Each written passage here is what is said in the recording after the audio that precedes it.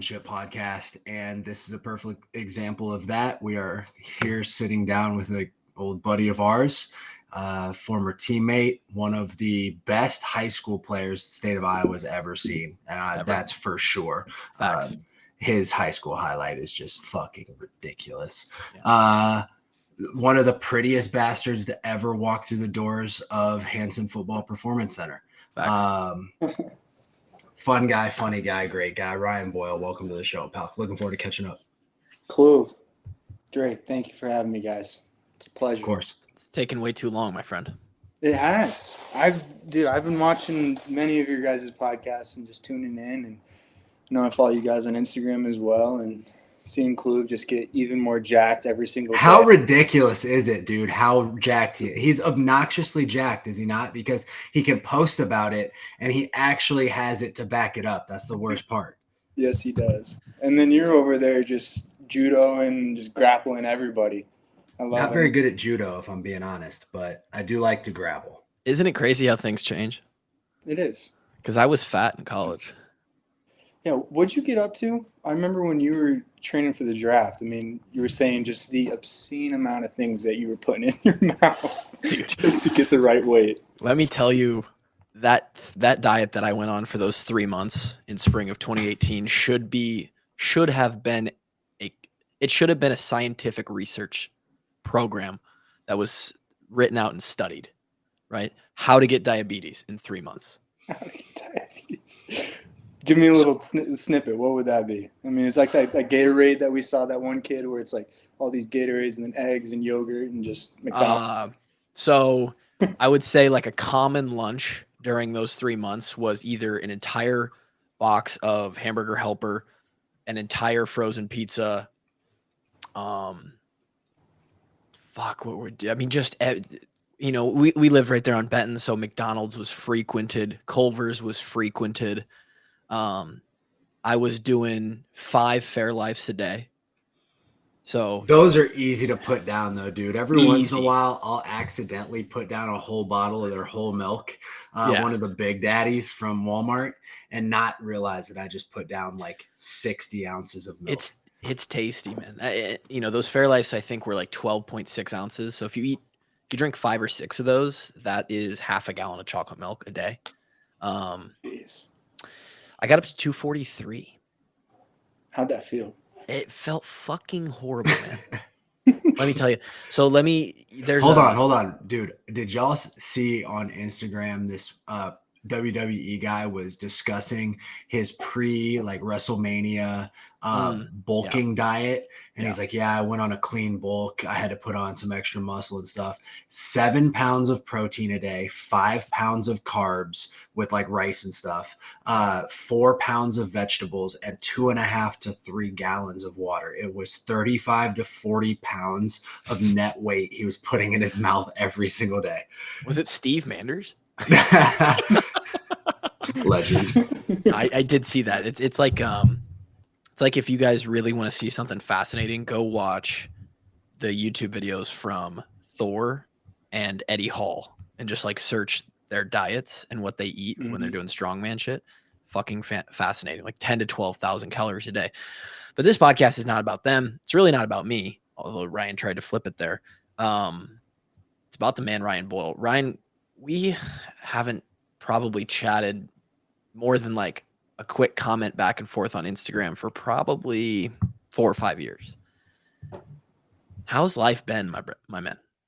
It's been good, man. No complaints at all. Just taking it day by day and just appreciating little moments that I have with family, my pup, Bane, Drake. Gotta love those German Shepherds. German Shepherds named Bane. Yes, the glorious protectors that they are. But no, man, it's going really well. I'm healthy. My family's healthy. Health is good. Health is wealth, as they say. Ooh, I like that. You're talking to me. You're talking to the annoying fitness guy. Informative fitness guy. I'm not saying anything that nobody has said before, but what are you doing now? So, much like the counterpart Kevin Ward I am in trauma. So sales rep for them. You're into that's funny. It sounds like you're into trauma. Yeah. I'm into trauma. I like. You like when people have trauma. Trauma pays the bills. It does. But it's a tough job to where, I mean, you're on call 24/7. You're on call 24/7. Luckily enough, I'm with in a 3-man team. So with Dalton Ferguson, who we all played football with as Really? well. Kidding. Fergie. Yeah. Ferg's doing well. He's got 3 kids, but he's the same. Holy smokes, Ferg! Ferg has 3 kids. It. Yeah, man. Man, 2 girls and a little boy. But that sounds. He's the same Ferg. I mean, just shows up every day and is just wicked smart. And it's been great learning underneath him. And then Michael Collins, who I went to Dowling with as well. But no, trauma is the harder route to take. And that's what I wanted, was the challenge. You know how many times Tell me that Iowa football isn't just the farm system for striker. Oh, 100% it is. I see Loudermilk once a week. Lucky. Really? Oh, yeah. Is he still same old Loudy? He is. I saw him in Nashville. He is absolutely the same old Johnny. We got to get that fucker on the podcast. I don't know if he'd really want to talk on camera for now. I don't think that's his jam. I don't think it is either.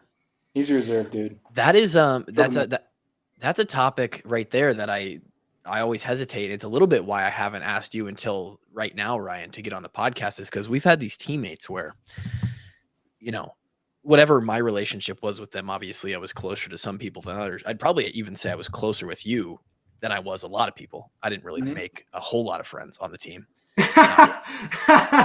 And did you ever see the quote or hear the quote when KF said that a lot of dudes on the team wanted to kill him? I've got it on the soundboard. Yeah, hit him. The idea that you could catch the ball. You know, quite frankly, I was more worried about the throw than the catch. I felt pretty good about Kluver. You know, he's a senior, and everybody wanted to kill Kluver his first year when he was on campus. Now everybody loves him, so he's really growing over 5 years' time. This was a tough week. That's true too. They didn't want to kill him. He was hard to like for a while.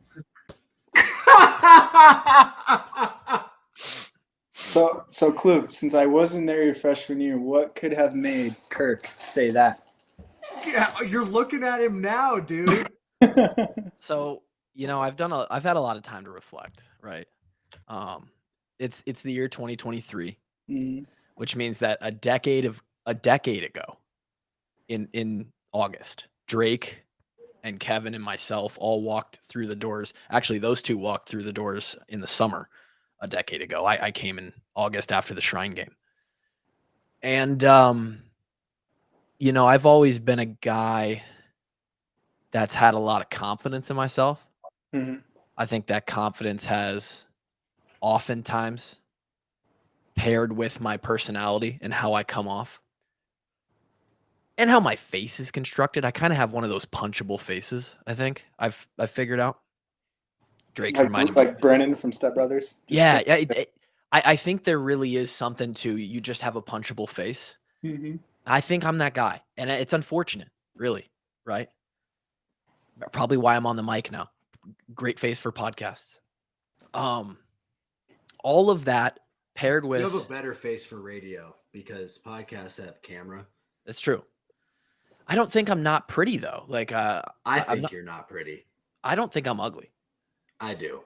Okay. I think you're ugly. That's okay. And it's okay that you think I'm ugly. It's a good dynamic we have going. It kind of is. It makes for a good relationship. Well, and the fact is with this guy on the screen between us, we're both ugly. We're both ugly as shit. We'll get to that. You both have your redeeming qualities. All right. Thanks, Boyle. See, this is why he's an impossible guy to dislike, is because he's always complimentary. I was just gonna say that right there is a reason why I was on the opposite spectrum. I'm never a guy who's gonna say something like that. Such a complimentary fella. I would say, Ryan, that all of that combined with the fact that I had some interactions with some older guys. I had some interactions with Coach Doyle my freshman year. You know, me, Marshall, and Cornbrath as a group, as a unit, were frankly dog shit for a while. there wasn't just there was no ticks in the positive column for me. And yeah, and that it took a while. You know, you get in that program and it takes years for most guys to earn respect and be able to walk around the halls of Hanson Performance Facility and like really have the ability to kind of talk and say what you want and act how you want. And I wasn't Josie Jewell. I didn't have that early. It took me till probably my 4th year. So the good news is that at the end, the implication of that clip that you just heard from KF was that I turned it around, right? I had made it to the other side. So yeah, I don't know how we just got on that topic, but. Well, I mean, you just summing up though that you have a necessary arrogance about you, but I do. I think I'm better than everyone. There you go. I mean, you got to have that confidence in any situation that you come into, right? No, I don't think I'm better than everyone. Most people, but so yeah. So I'm not sure where we were going with that, but dude, Ryan, I want to know what it was like to play at Dowling and like never lose and win all the state titles and set all the records, because that was my dream as a football player. Like when I was growing up playing in the backyard, that I was Ryan Boyle. So tell me, please, what that feels like. First off, appreciate you saying that. But no, it was a lot of fun. But it was just a group of guys in our class, and that were all recruited to go to a Catholic school with all the money. Cannot confirm or deny. I was a public school kid. I went to Newton, and then really shout out Nick Easley. Shout out Nick Easley. You left him on the head, huh? Yeah, man, that was shit on Nick Easley, eh? That was tough. That was tough. But one of the things was that it was playing a lot of traveling football, just outside of playing like elementary and then middle school football. So then it was going around and playing different teams within the state of Iowa, and then going out of the state of Iowa and playing teams from Minnesota, Illinois, all these teams that were bigger than us and a little bit older than us. But it was just a regiment that group of guys that we had each and every day. I mean, it was practicing every single day, and then it was running. And it wasn't 55s. It wasn't 60-yard shuttles. It wasn't Kid 85s. It was to where we would run, let's call it 20, 40, 50 yards, but then it was dark, and then we would just hear a whistle, and then we would just start running. And then as soon as we got to him, that's when we would stop. And then he would walk all the way down. We'd get our break, and then we'd do it again. Can't tell you how many times, hear a whistle, up, downs. But you talking Coach Wilson? No, it was actually our Gray Gokenauer, his dad, and then my dad coached on that team, Charlie Schulte's dad. You guys don't know them, but that was a travel football team. And then getting into Dowling, Dowling always did have this stigma. They've always been great. They won early in the 2000s, and then they really took off. When Coach Wilson did you guys win like 14 in a row? It was 7 or 7, 8, I believe. Yeah. And you were a part of how many of those? The first 2. You started the legacy. Started a legacy. Is your number retired there? No, it is not. That's whack as fuck that they're letting some other little scrub put your jersey on. I know. I never had that conversation, or maybe I don't know if I was in the position to ask. Like, you are now. Let's retire at 10. Did you guys lose a game your junior or senior year? My junior year, we went undefeated, and then my senior year, we lost against our rivals. At Valley, their homecoming night. And at the end of the game, I think we lost. I think it was 24-21. And all the lights went out, and fireworks went off, and it looked they had just won the Super Bowl. And I can't tell you how much that pissed me off. Oh, I can only imagine, dude. At 18 years old, I'd have lost my shit. Drake would have been fighting people, fans. players. I would have loved to have Drake on that team. He totally would have. But no, it made us mad to where, I mean, I think we outscored opponents just a ridiculous number, but ended up winning the rest of our games, and then I think won the state championship like 44-14 or something like that. Don't piss off Ryan Boyle and the Dowling Catholic Maroons, you know? No, that was a poor decision on their part. I tried to do that. That would have been the year before you started. So you started. Do you know what I'm talking about? Yeah, I'll let you finish, and then I'll let you know my first experience of Tyler Kluber. I told it just recently on the podcast how Did you? I Clay Matthewed on hearing Dowling. it from He Clay Matthewed on us. I'm not bullshit on this story. I was feeling myself. It was awesome though to see him do that. Oh, Was it awesome because you guys were up 3 touchdowns? yeah. Yeah. No, that was. I mean, dude, I had to find. Make no bones about it. Like we just talked about how I have some character flaws that make me unlikable. But I had to find something to have fun when we played you guys or we played. I had to do something because we were just getting ass swamped. When we would play the Des Moines school, a lot of the Des Moines schools. So the boy had to have fun somehow. And what I will say from that club that I do appreciate is after the game, you came up to me and like dapped me up and said you were sorry that we couldn't play together because I had hurt my knee earlier that year. I saw you do the Clay Matthews, and then you came back down to earth, and you were just a cool dude. And then I just went right into you. Welcoming me with open arms when I got to Iowa. Yeah, I don't know. Do I have a crush on you? Maybe. I don't know. Same. But to be honest. I feel like in high school, guys like us who are the guy at their high school, one of the guys at their high school, right? In Iowa, you're like the dude. Mm-hmm. And so there's some weird biological puff your chest testosterone thing that's like when we play other teams, I have to outdude their dudes, right? Mm-hmm. And I felt that very much so. Even if it's not real or like you actually don't need to do that, but I felt it.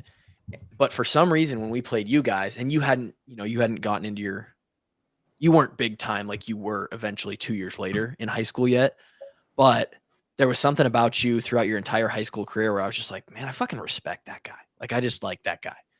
And like you said, like once you got to Iowa, I think on your official visit, I want to say we had Hawkeye and you in the back of Kevin's car. I think so. On your official, and we went downtown. Going to him in the back of the car. That sounds pretty weird. We were touching him, dude. We were illegally touching him.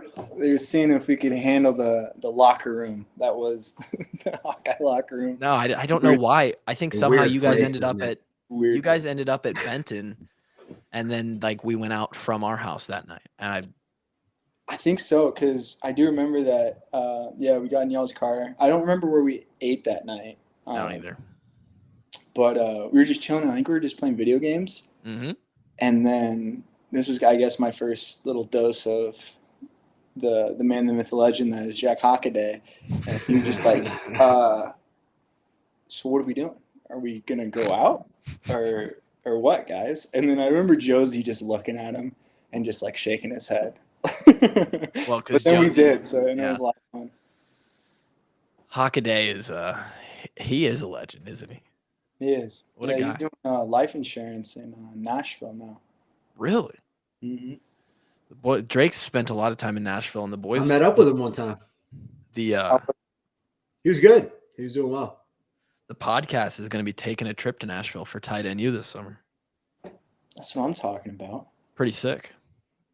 When did you first have contact with Iowa? It was early, right? It had to be early. I mean, it started just like with like letters, and then I want to say I went to like the Iowa camp my sophomore and then junior year. I coming on visits, going to a couple of practices, getting visited by Coach Morgan. That's who He traveled around the whole state of Iowa, dude. Mm-hmm. I don't think there's a high school he hasn't been to. No. And he would have been in and out of school plenty of times because you guys had a lot of guys who were getting recruited frequently. In our class, just 2 years ahead was John Wiz Darbo. Mm-hmm. and Darbo, and he was freaky.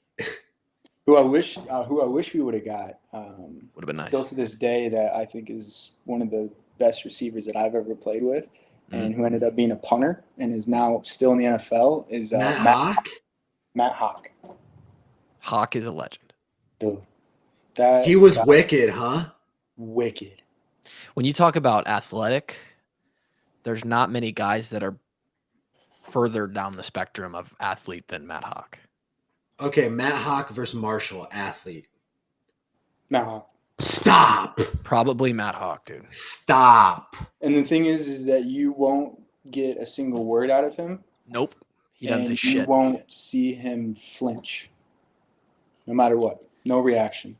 Ice water? Don't like stone cold. Caitlin Clark can't see me. Yeah. I have a cool. No, I wish we would have had him. That's terrible. Fuck. Yeah, ASU got him. What are we missing on? So Ryan, I have a cool story. It was the summer of 2019. It was before COVID. Summer of 2019. And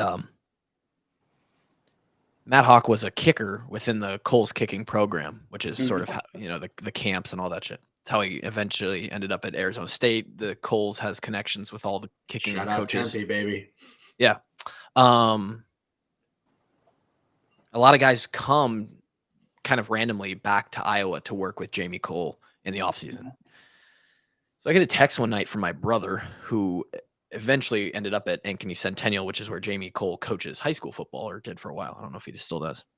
And my brother's like, yo, McAfee and Hawk are trying to get a session in up at Iowa State tonight. They need snappers.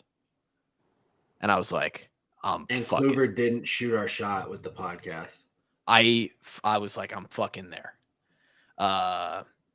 So drove up, and that was the first time I'd talked to Matt since the Shrine game that we played in together. Mm-hmm. And he launched piss missiles along with Pat, who at that point was like, he was unsure if he wanted to come back into the league. He was kind of testing it out. I snapped balls to those two, and they launched absolute nukes for about 90 minutes that night. And I was just like, fuck, man. Matt Hawk. And that was your Super Bowl right there. Oh, I was erect the whole time. 6 to midnight immediately. Yeah. But you're right. Hawk is stone cold, man. Mm-hmm. No, my favorite thing about Matty was when we would put him, obviously he would punt for us, but he was so damn athletic, and he was a lefty. So that ball is going to come out different, obviously, from a right-footed punter. But he would do the rugby punt, which is why you don't see any like college or any pro teams do this. But I mean, he would just wait, and then if he got pressure, booted a mile, right? But if there was no pressure, he would run circles around every single person that was on the punt return team. Yeah. And I want to say he scored at least a couple times when he would just take that ball and just go against the fucking the Metro. Yeah, I bet he did. It was mine. So he had the green light every time. Oh yeah, he was Steph Curry on punt fakes. What is this? Yeah, dude, it was ridiculous. But y'all rarely needed it even. But you were. So you start getting contacted by Iowa, but you probably had – how much interest did you really have? I had a lot of interest. From more than me and Drake. Couple Big Ten schools, and then a couple FCS. Northern Illinois was a big one. Who recruited you? Was it Jay Neiman? I want to say it was Neiman, yeah.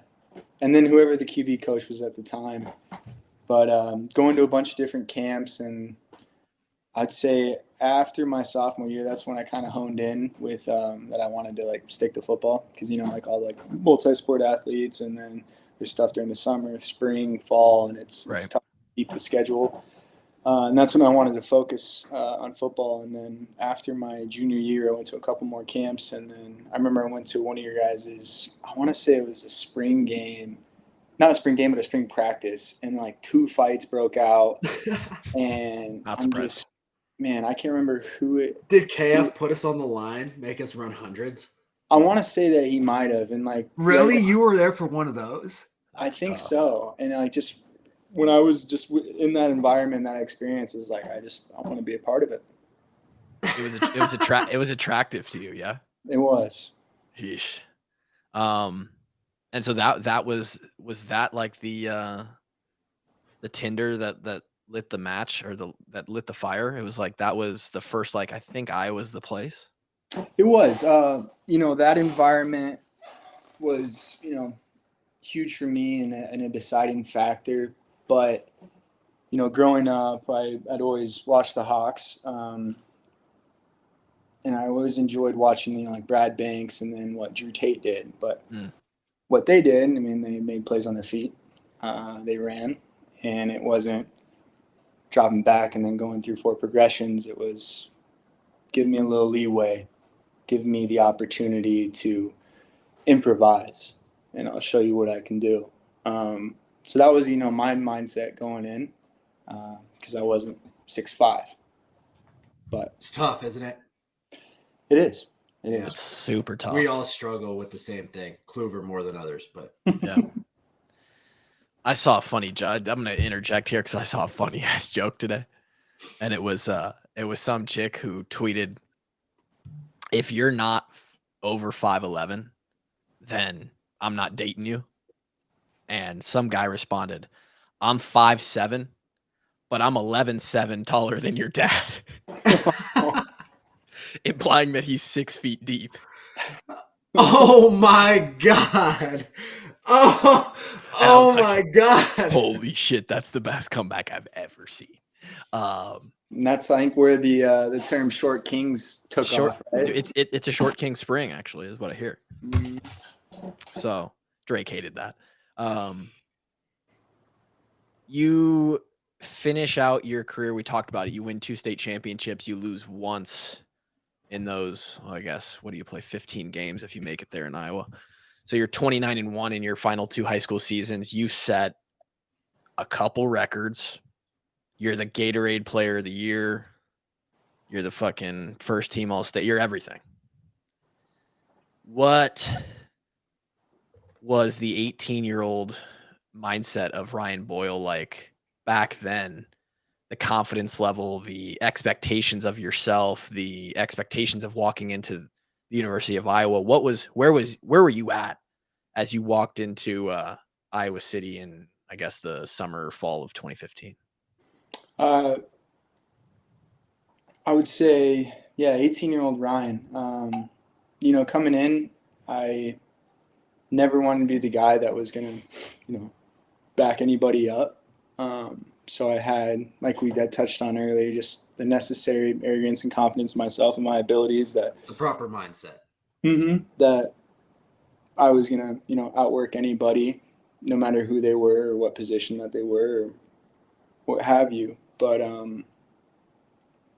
there was the pressure for sure, but come from a great family to where, it was just being humble first, to where it was never being too, eccentric or flashy like we see nowadays. But, letting, actions speak louder than words. And that's what I wanted to bring in. And then obviously with what, CJ did in the 2015 team, 2016 team, the experience and game from that was, tenfold, and I wouldn't trade him for anything. And, that's maybe part of the reason why I was like, hey, take the red jersey off of me. I want to showcase what I can do, so let's let the defense hit me. Let's extend the plays. Just don't blow the whistle when someone comes around the corner and just barely taps you on the shoulder. To actually make it a little bit live and actually what a game, might feel like. And I was told no with that. And I was like, all right, if CJ is the guy, then I'll play wide receiver. I'll play some special teams, and then get the opportunity to see the field if I can. But you were itching to get across the white line. Bad. I was very bad. I never, as a teammate, there's 115 guys on the team at any point in time, and every guy has this very specific, unique journey that they go on through 5 years. Maybe it's less than 5 years. In your case, it was 3. And even though you know your teammates and you're kind of in the know of positional battles, roster spots, depth charts, stuff like that, you never really know the conversations that a guy's having with his position coach or the strength coaches or the head coach. And so as a long snapper on the out, like kind of just bystander, something like this for me, when Ryan Boyle is now all of a sudden in the receiver room, is like, oh, okay. I don't know who made this decision. I don't know if this was a coach made decision. I don't know if this has been going on for a while now. Has this been brewing? Was this sudden? And so you actually were the catalyst behind that decision. I was. Interesting enough, I was actually proposed, we'll say, the idea of switching to defense first. Safety or something? I think I knew that. That was a conversation I had with Coach Davis, and I was at a crossroads with it. In no way, shape, or form was I shying away from the fact that I would like to just knock someone's head off. And then I could, possibly be the quarterback of the defense. That's very exciting. But then it was, if I go to defense, then it'd be a harder transition to get back to offense. And then if I'm at defense, I'm relearning that. I'm learning something brand new. And then if they bring something to the offensive side, I'm already behind. So then that's the reason for switching to receiver. Mainly because I was just itching to play and just contribute. Can't blame you for more that, so dude. than just being, number 2, number 3. When did this happen?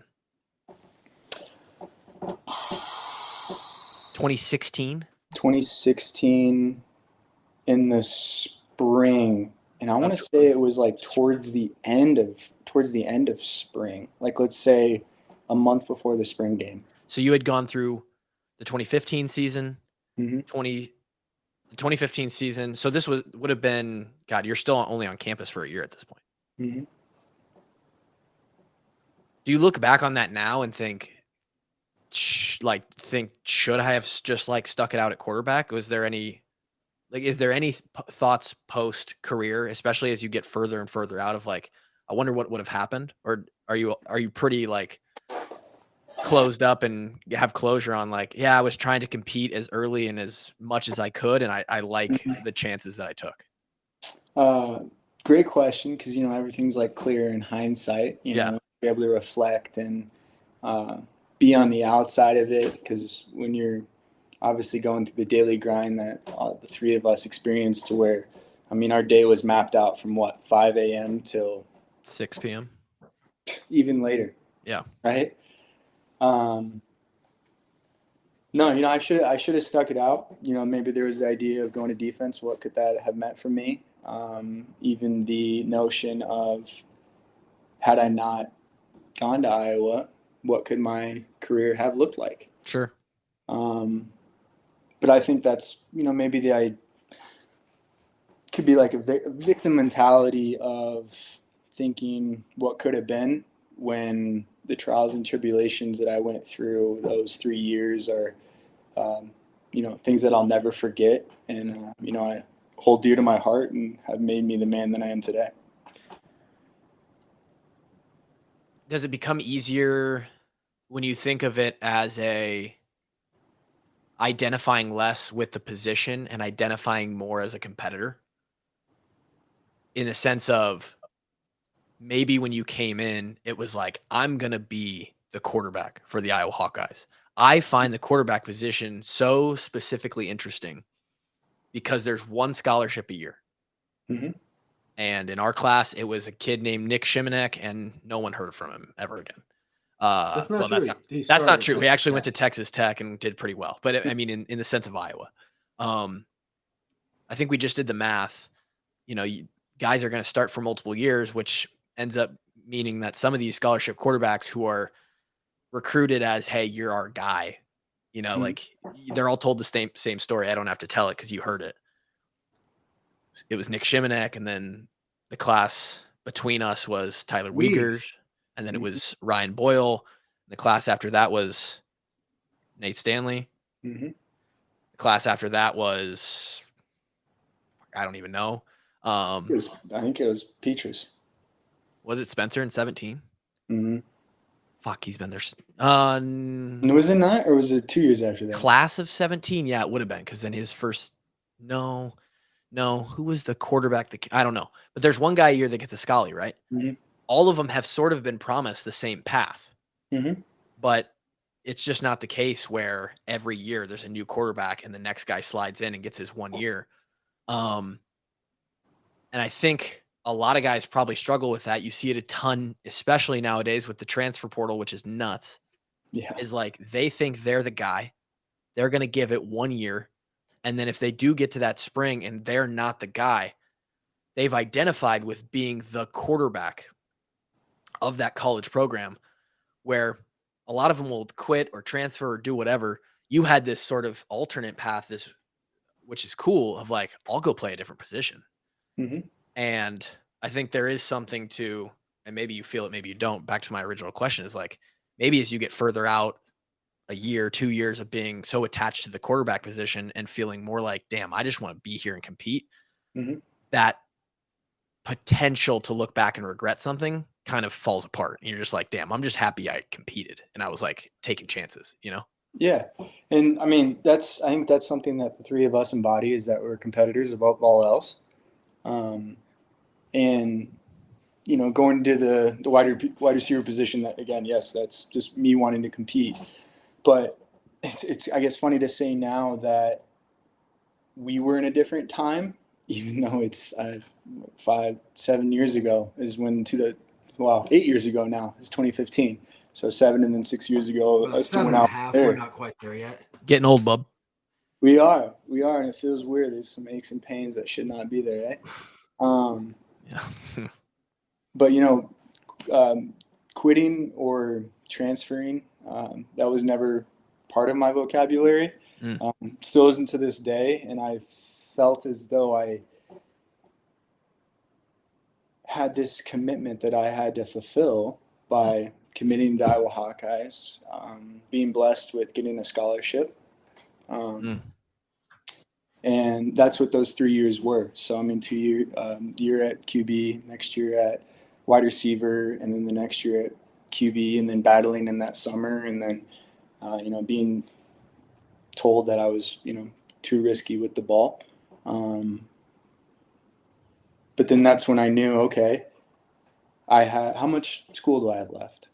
Okay, I'm now going to take at least 18 credits per semester, per summer, and I'm going to graduate in 3 years. And that impressive as fuck, by the way. Crazy. Thank you. It was tough, but it was something at 20 years old that I now knew that I had this path that I wanted to go on, and graduating, again, fulfilling that commitment to the Hawkeyes, and then knowing that I could go anywhere that I so pleased, right? Yeah.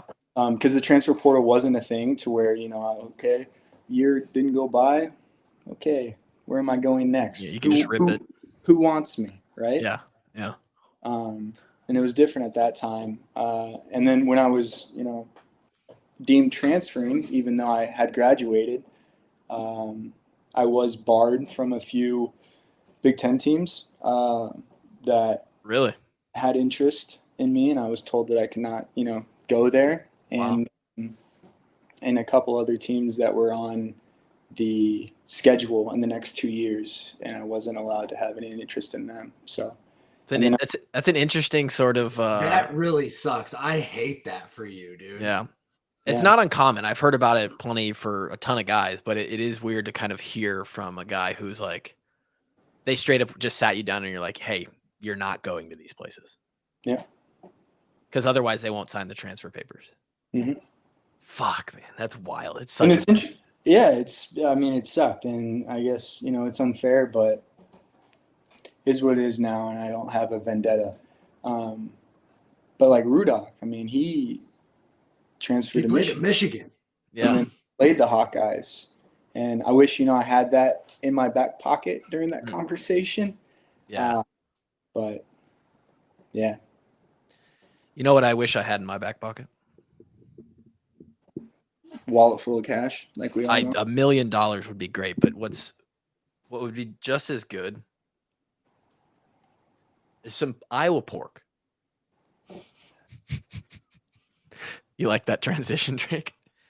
So we're big Iowa pork producers. Yeah, we're big time. We have sponsors around here, right? Good. Love me some pork. Do you like pork? Yeah, I just had some pork butt the other day. Did you? Mm-hmm. Was it fantastic? Fantastic. How many Man. grams of protein are in a About 6 per ounce of pork. per ounce of pork? Okay. Yeah. So pretty healthy, I'd say so. Protein's important. It is. You still work out. I do. Healthy You guy. can tell his pecs are looking great. Oh, they're that polo is tight. Yeah, I had the bench record at Iowa, but then they took them all down. They took him down? They took your records down? Oh, they're fucking salty, huh? Yeah, I never 'Cause understood. I never understood why that happened. Because they left some up from other guys who had transferred or not. Wow, I'm curious. There is more pettiness that goes on even at a place like Iowa than people think. There is. I mean, there's. Damn, this is an interesting story, man. I'm all ears. What did you bench? Like 410 or something like that? No, I want to say it was like 340, 330 or something. Mm. Nothing too crazy, but then it was squat, hang clean. Didn't get the 10 though. 10's hard, man. 10 is tough. 10's tough. I'll never forget watching Damon Powell run a 10-yard dash. Unbelievable. Almost looks like they're gonna fall on their face. They're so explosive out of that. Oh yeah, it's crazy. You're horizontal until it's like 7 or 8 yards in. Mm-hmm.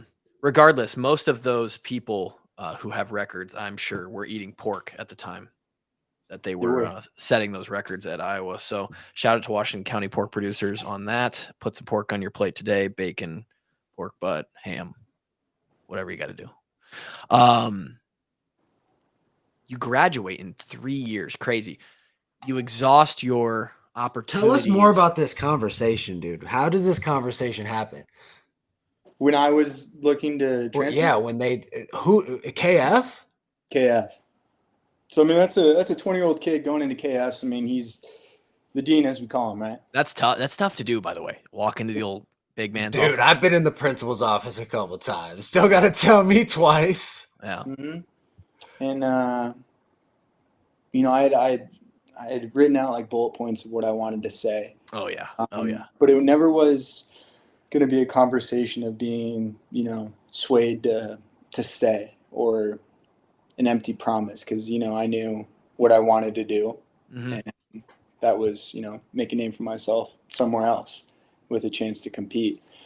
As far as details and like specific quotes, I can't really remember, but it was just sitting down, and then that big old office. I mean, it's just decked out, and then, just the huge, just brown, beautiful desk.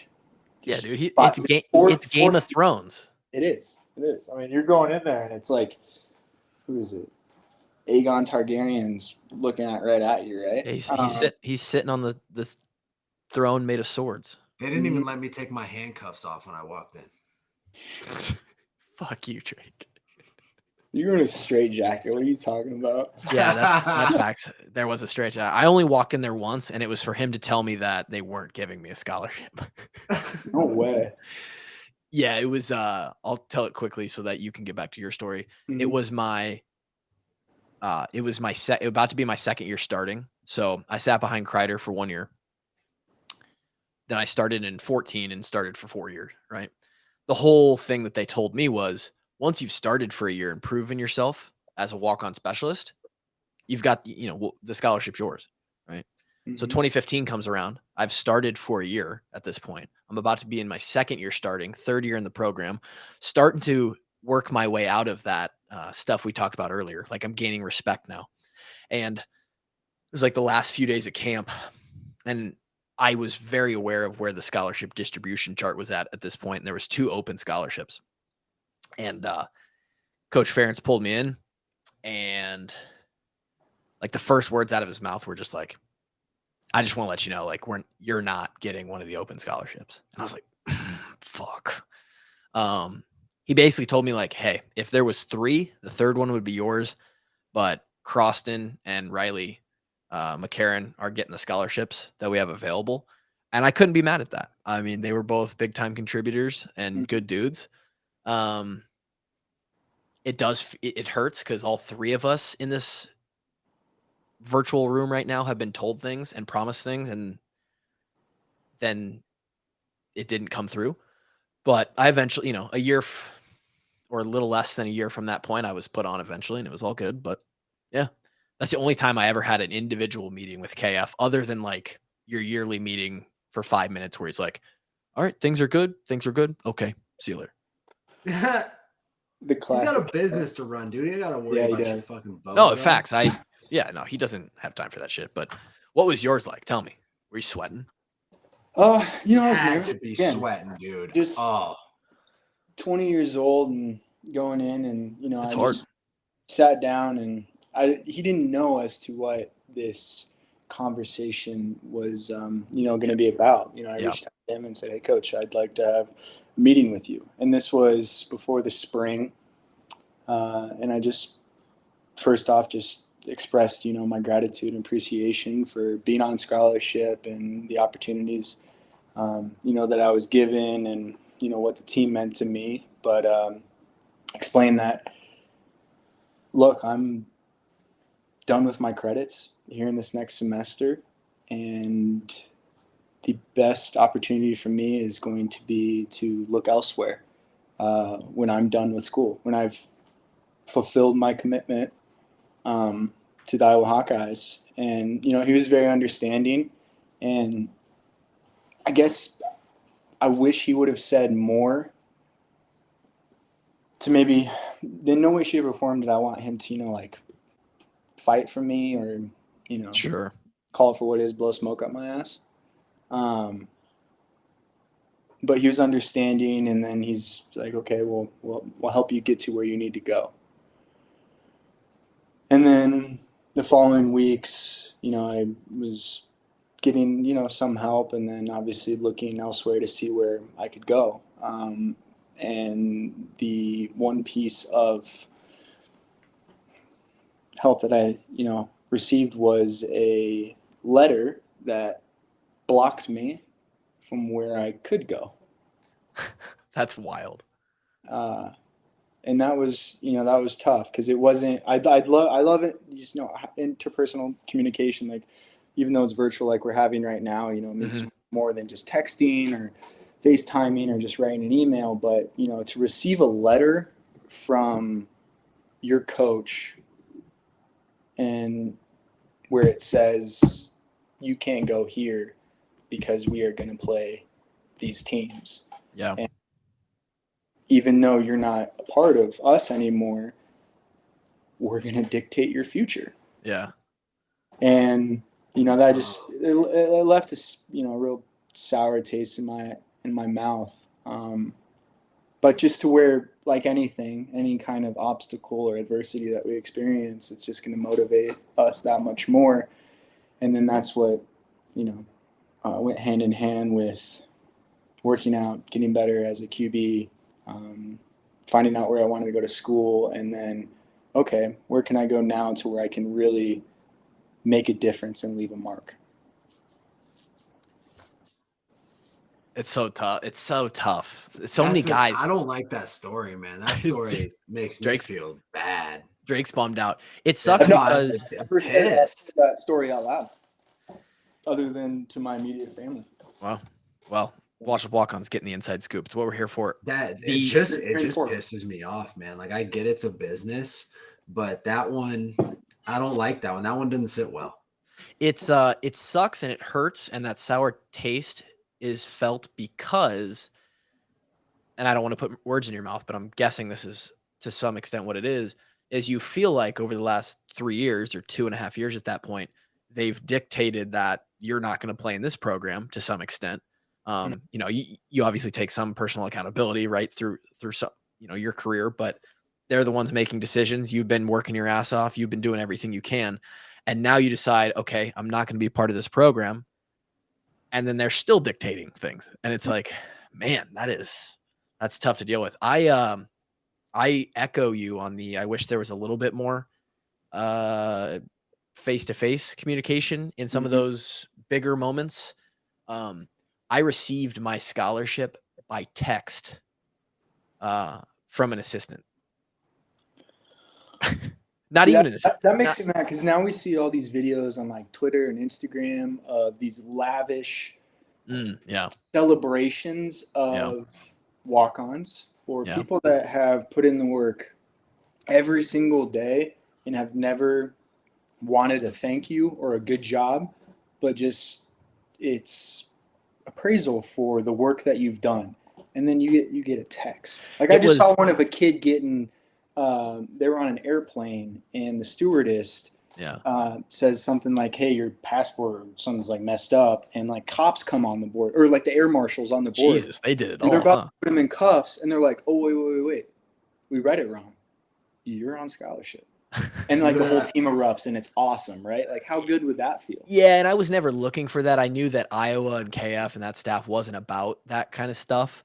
Mm-hmm.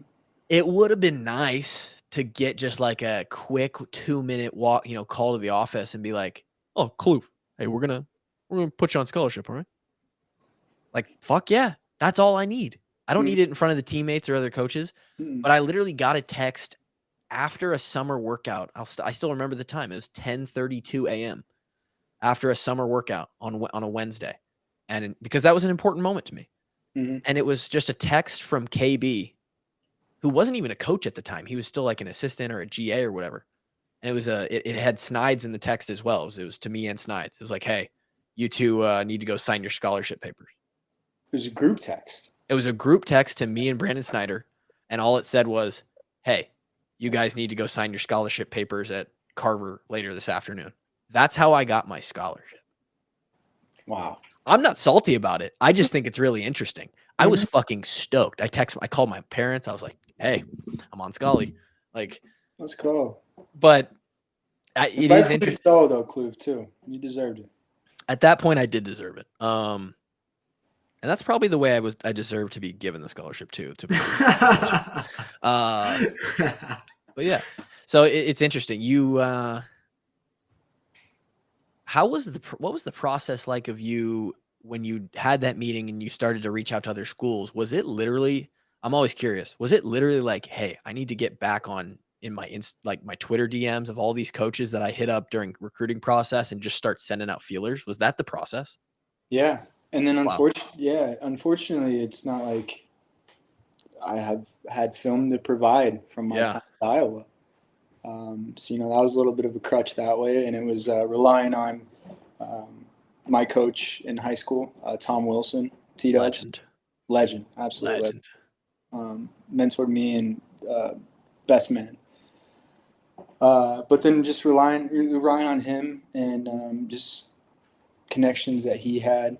And then going to see some schools, but it was just word of mouth a little bit and text messages and emails back and forth. And then that's when the opportunity came up of Indiana State and FCS, still a very competitive, league. Hell yeah. But I mean, just the year prior, they were 0-11. And one might look at it like that, like it's a a dying breed, but looked at it as an opportunity to wear it. Bless you. And he's just a good guy. I was like, let's turn it around. Let's see what we can do. Let's do something in Terre Haute, Indiana. That's never been done before. And going 0-11, and we went 7-4, and just missed the playoffs, and then the next year we were really looking like we were doing well, and then tore my knee up again. But, The old knee. Yeah. But you made a hell of a comeback. You were named newcomer of the year in the MVC conference. Mm-hmm. That had to feel, there had to be some. That's vindication, dude. Yeah, there's some feeling of redemption there. It is. Yeah, it was. It felt nice to, get that recognition, get those awards, but then it was always just, what's next? Next practice, next workout, next game. Let's go. When you tore your ACL, and that's your senior season, how was that mentally? Well, it was my second one. Yeah. Interesting enough, my first one was my sophomore year, and I remember it was a zone read, and then I went up the middle, and the safety that's coming towards me just signed with the Jets, Alan Lazard. I planted right, spun left, and he tackled me, and I knew right away. He's decent, by the way. Very, very, very good. Great guy. But I knew right away, a feeling you'll never forget. And then when it happened again my senior year, I knew right away. It was the same feeling, and it's an indescribable feeling. The pain, you'll never forget. But I knew. I remember I was just lying on the ground. I couldn't move my leg. I was just so mad. Drake's been there. Yeah. Like, why could this happen again? And I allowed myself, I remember I told myself in my head, I'm not going to get carried off the field. I'm not going to show pain in my face. I got to the locker room and I destroyed it.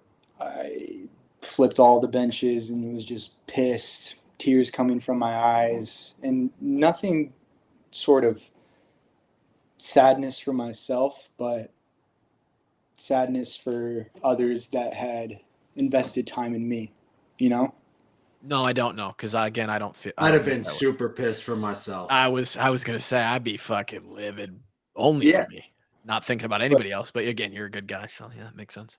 And it was I didn't want to have any self-pity, and it's not like I can wave my magic wand and fix my knee or make it not happen, and accepted it for what it was. They did, you guys know when we see all those where they do the physical test of it. Yeah.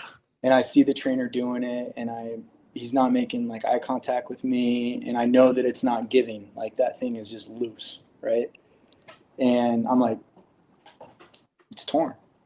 ACL, right? He goes, yeah. I'm like, all right, give me some ice, give me the crutches, and I want to go back on the field and cheer my team on. Rock on, brother. That's what Drake did.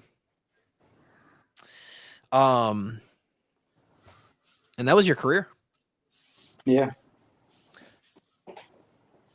Was there you're a deep guy. I like this conversation. The front end of this podcast made me a lot happier than the back end. I sort of knew that we were going I'm headed to Vanderbilt after this. I knew that we were going to get a little deeper, and because Ryan's got a great story. I mean, there's some turbulence in there, but I've always appreciated you on a conversational level as well, like as an intellect. So, we have talked about on this podcast before several times. I think we should probably need to do it again. Sort of the post-career realization that you're no longer, like, your identity is no longer anything of what you just were for the last 5 years. That's hard to deal with when you're healthy, when your career ends on the most positive note that it can, like mine. You and Drake have different stories there. Drake, his whole body shut down on him on pro day. And Boyle was there to throw for me, dude. Okay, I want to say that too, and I'm glad you brought that up. So I was happy, to receive that text to come and throw. It wasn't something that I thought I would even get the opportunity, but it was for guys that had put in their heart and soul into their career, and I just wanted to help you guys, get to where you could go. And huge respect to you, dude, because we were pretty pumped that you were going to come back. I appreciate that. And the coolest part of it, but the shittiest part of it was Drake. Just you see him just right before he's about to bench. He looks like he could just invade any kind of village and kill anyone, right? He was gonna And he was gonna pillage. And then you tore your pec, right? Yeah. You tore your pec. I just remember your face was just like white. And it wasn't really from pain. It was just like, are you kidding me? Motherfucker. Yeah. Like, all right, what's next? He had pulled his hammy on the 40 too, by the way. You pulled your hammy on the 40. You didn't drop a single pass that I threw to you, and you had one hand and one hamstring. That's correct. I was there for an interview, dude. I had to do my best. You are a legend. I appreciate that, partner. Drake goes out with tendons and ligaments and everything just falling off his bones. You go out with an ACL. Drake's extensively talked about sort of the post-career depressive state that he went into. Not all because of football. Some other stuff happened in Drake's life, all been talked about in the 400 million episodes we've done of this podcast. Yeah. What was it like for you? Like you hang up the jersey, Indiana State jersey. You're no longer a football player, Ryan Boyle. Mm-hmm. And football player Ryan Boyle has been what Ryan Boyle was for the last 10 years, right? And to this day, has there ever been a more bizarre feeling than having that like hit you? Like there's no more. No, there hasn't. I will say that I guess ending with an injury, I was able to immerse myself in the rehab. So it was, I guess, this distraction of, okay, I'm going to go in each and every day and I'm going to do my rehab. Yep. But then, in the rehab, your mind is focused. You have clarity. Okay, I want to get extension. I want to get flexion. I want to build strength. I want to be able to walk when I'm 30, 40. I want to run around with my kids one day, right? Yeah. But then when you have time by yourself, that's when it gets tough, when your mind gets racing, right? And then that was real tough. And then it was COVID, and everybody's locked indoors, and oh man, even more time alone. But I never allowed myself a moment again of self-pity, of self-loathing, of what could have been. But the slight edge, I'll be cliche with that. What can I stack each and every day that's going to make me a better person, a better man, a better friend, a better son, better boyfriend, whatever? And how can I better myself in that way so that I don't delve into the darkness like we have talked about, this post. Better man than I, Boyle. Better man than I. And you're the kind of guy who, again, you just are, you're like, you just strike me as a guy who, okay, career's over. How do I make life great now? How do I go be a winner in life? And so for you, and that's a really, really cool opportunity when you do finally find the closure and no longer being an athlete and putting all of your waking moments into that pursuit. And now you're just like, and I found it with the personal training stuff that I do and coaching and this brand, this podcast, which was fucking awesome. The drive and motivation to build something else outside of your athletic pursuit, it now becomes just as fiery as it once was to like go be the best quarterback. Right. So like for you, what did life become? Where did you find that passion? How did you start to build out of athlete identity into just 26-year-old current day Ryan Boyle? Yeah. I guess it's that internal self-reflection and understanding, okay, what is my brand? Like what you just noted is we've had this identity of being football players, whether it be a long snapper, whether it be fullback or quarterback in my position of gaining this notoriety and all this recognition from just playing football, but now it's how can I find my passion? How can I better myself, but ultimately be a positive light and better those around me in each moment, whether that's just passing by 5 minutes or spending a number of moments with an individual you never met before, or having your circle of friends, people you trust, people that are going to push you to where you want to go one day. And it's tough to say, like, what is the end goal, right? Like, where do I want? Yeah, happiness. Yeah, exactly. Happiness. For me. And it's appreciating each moment every single day and knowing you could be somewhere that's, high poverty. You could be somewhere that just other people don't have blessings that you do. And how can I take advantage of that, but build myself physically, emotionally, spiritually, financially. Yeah. Seeing that now, boys. Gotta stack bags, Gotta stack bags. You're muted. I was muted. It's starting to get bad, ain't it? Yeah, it is. It's It's starting freaking to get expensive to wake up every morning, man. Hey, my dad used to say it was expensive to wake up every morning. That dude had no idea. He died when it was cheap. Mm-hmm. You know what we're gonna have to do, Ryan? We're gonna have to all move back in together and just play Fortnite. Oh, dude, I haven't played Fortnite in a minute. Interesting enough, it was during 2020. There was a decision to be made. My Xbox got the red ring of death. Oh, no. And I was like, am I going to fix this? Or can I pick up some type of new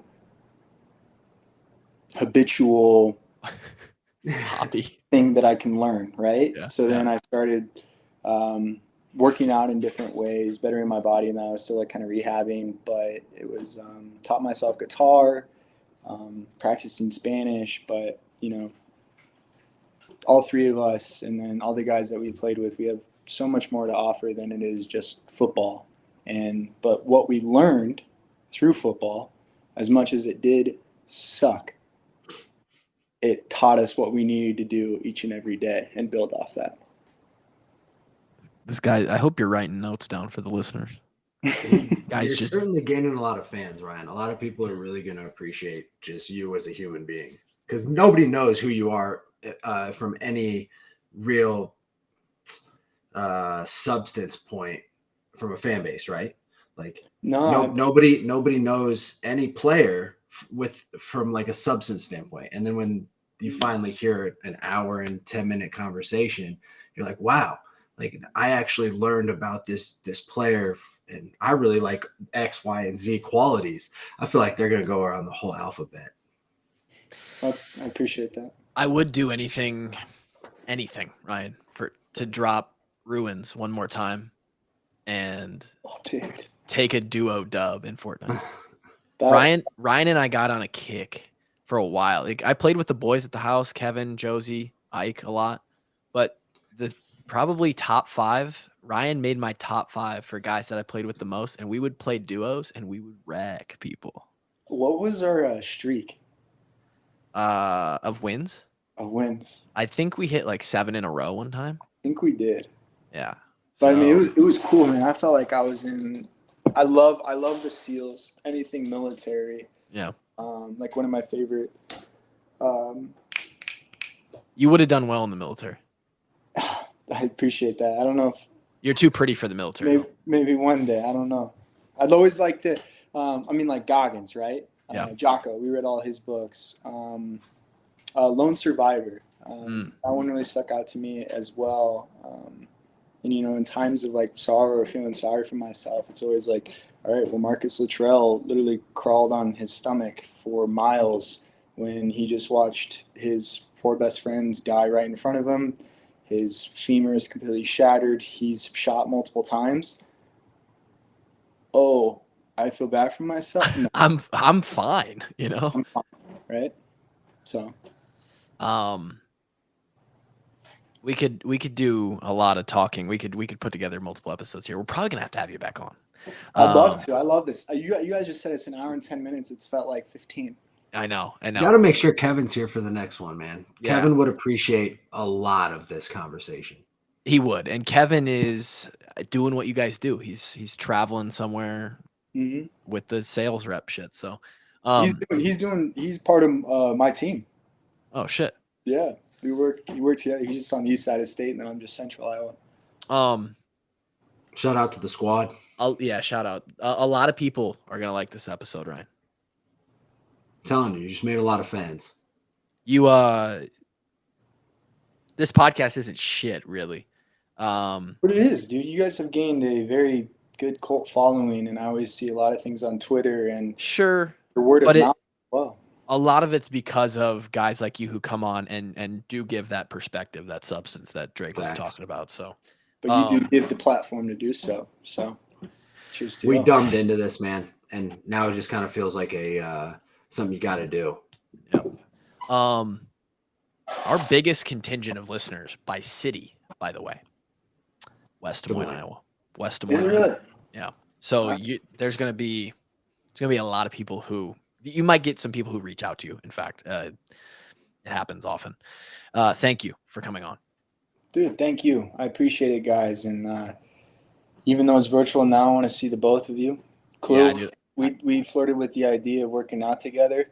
Oh, it's the happening. idea of doing like an AMRAP or like a MetCon or Let's go.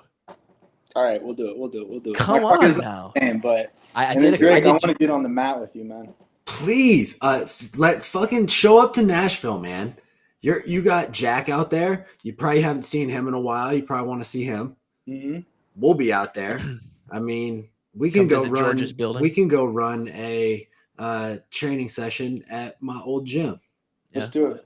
I want to pick both of you guys' brains. I mean, clearly from like, a trainer's perspective of, how can I just better myself? Because do you guys ever feel like when you're doing your workouts or whatever it is, you feel like you're just taking tidbits of what we learned from Coach Doyle? And I mean, dude, I work out with Coach Doyle standing in the corner of my. Do you really? Yeah, like I only think about Coach Doyle telling me that I suck ass. He's like his voice just lives with me forever. It's programmed in. It's fucked, but it works. Just as long as if that's a negative thought that's motivating you. It's not negative. It's very positive. As long as you speak it though, right. Positive, right? Yeah. But I would love to talk whatever you want to talk, fitness, whatever. Let's do it. All right. And if you want to talk combat, and Drake will teach you how to kill people. I want to, because you never know when that instance is going to happen in life. So, real analytical dude.